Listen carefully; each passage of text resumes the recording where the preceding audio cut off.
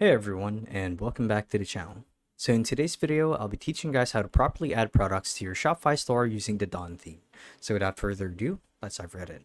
So to actually do this is quite simple, and the first thing that you guys need to do is you want to make sure that you're logged into your Shopify account as an administrator.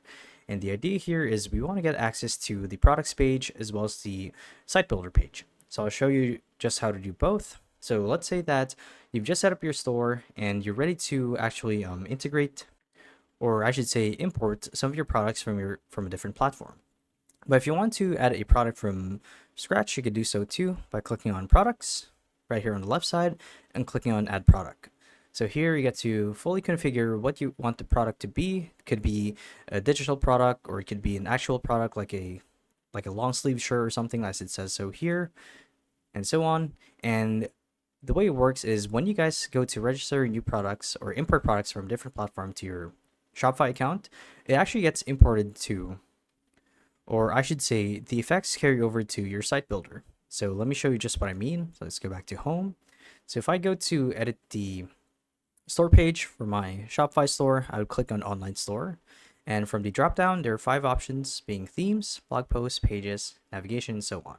So from here, I'm going to click on themes, click on customize, and it should take you to the site builder page where you get to add new products.